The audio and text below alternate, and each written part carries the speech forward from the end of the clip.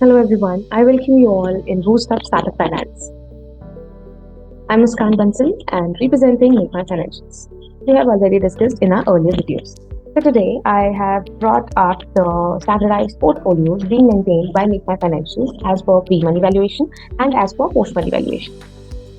So today we'll be discussing the case of ABC Incorporation. We'll be preparing the cap table for the safe round, for Series A round and for Series B round. For the initiator, we have 4 founders having 1.25 million shares each, totaling up to 5 million shares. And for now, there has been no allocation to the ESOPs, standing at Employee Stock Option Plan. But we do have 6 safe investors who are interested in investing $100,000 as on 1st January 2020. But on a pre-money safe cap of $3 million and at a predetermined discount rate of 20%. So now, as we discussed it earlier, the 4 versions of SAFE, we can clearly determine that this is the 3rd version of SAFE where we have cap as well as discount. So we'll be calculating value per share as per both of the scenarios and we'll be selecting the lesser of both the values. Furthermore, we have also discussed about the interest. The interest will get accrued upon with the principal amount and altogether gets converted at some conversion period or at some trigger event. So now, say for after first year, after second year, or after how long, the company decided to raise one equity transfer. The credentials for that are here. Series A equity round. It has been held on 1st January 2022 after 2 years.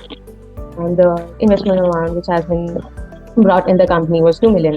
And there has been no extension of the option pool. And the pre-money valuation came out to be $10 million. So for now, before letting the new investors in, we have to be prepared with the pre-closing cap table. Why? Because this is the trigger event. This is where we need to allot shares to the safe investors. So now we'll be sharing the shares, allotting the shares to the 6 safe investors who has invested $100,000 earlier. So for calculating that, we'll be using that 3rd version of SAFE, where we'll be calculating value per share as per discount as well. Yeah. So for now, discount. What was the criteria for calculating the value per share as per discount? The valuation. Total valuation, current valuation which we are getting divided by number of shares and after giving the effect of the discount. So there is a $10 million divided by 5 million shares comes out to be $2 per share, and giving the effect of 20% discount comes $1.60 per share. And calculating value per share as per the predetermined pre-money safe cap came out to be $3 million divided by number of shares was 5 million shares. And there has been no expansion, therefore 5 million shares plus 0 is equal to 5 million. So 3 by 5 comes out to be 0.6. So now lesser of both, we'll be taking it as the value per share as per safe money, safe capital. So it comes out to be $0.6 per share. So now the safe investors will be allotted shares as per $0.6 per share, not as per the current purchase price, current market price. No, this is the benefit they have been given to the safe investors. Now, to calculate the number of shares to be allotted, we need to take a ratio of total amount invested divided by the value per share. We got $100,000 divided by 0.6 comes out to be 1,66,667 shares each to all 6 safe investors. So now we got nearly 1 million shares and 5 million shares were earlier present. So total comes out to be 6 million shares. So now we'll be calculating the ownership percentage, the allotted shares divided by the total shares. So now we need to calculate the current purchase price now after allotting the share for the new investors, because the new investors will be investing as per that particular current purchase price. Correct? So this will be calculate the total valuation, current valuation, that was $10 million divided by the total new number of shares, that was 6 million. So 10 divided by 6 gives us $1.67 per share. So now time for the Series A equity round. So yes, here's a new term. The new term stands pro rata rights. Pro rata rights, these are the additional preferential rights given to the earlier investors to maintain the same percentage, same ownership stake in the company after having some more investments entered in. So now, there were the 2 million shares, $2 million was the total investment made in the Series A. So to maintain the same amount, same percentage of the ownership, like 2.78% here and 2.78% here. So to maintain that, these safe investors tend to invest some percentage, some amount of investment in the company. So therefore, they'll be investing 2.78% of 2 million each.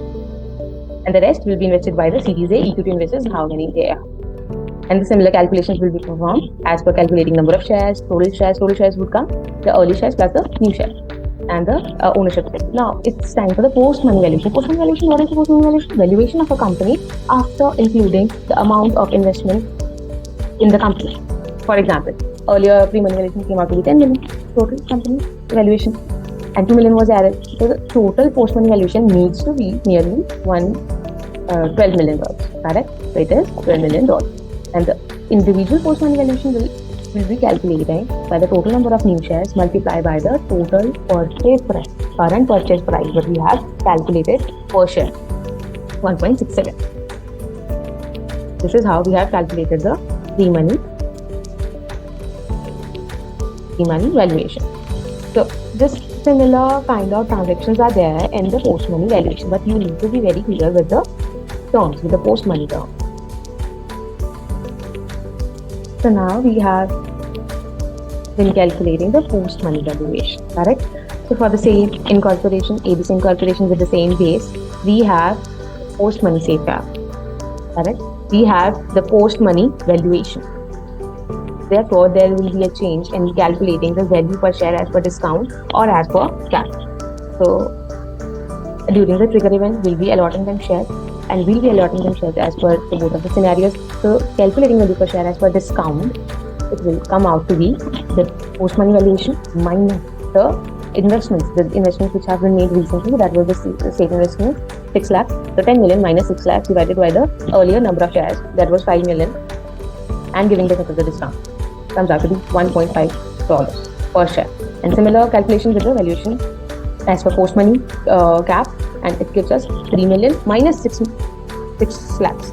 Yeah, 3 million minus 6 lakhs divided by total number of shares gives us $0.48 per share. So we'll be allocating them as per lesser of both. That comes to be 0.48. So we have calculated the number of shares to be allotted. We have calculated the ownership stake of the investors, which we have allotted the shares, and the dilution, because earlier they were getting 25% and now they are getting 20% each. Right? And here the post-money valuation was given $10 million, correct? Therefore, the post-money valuation after this whole calculation of the company has to come nearly $10 million. This is the major difference between the pre-money and the post-money. And the Series B has the similar kind of transactions as well. We'll be calculating the value per share as per similar, the 5 million minus the 1 million which has been invested now, divided by the total number of shares which we got, which we have allocated in the Series A. It comes out to be $5.12 per share, and we have allocated them the number of shares with the similar calculation.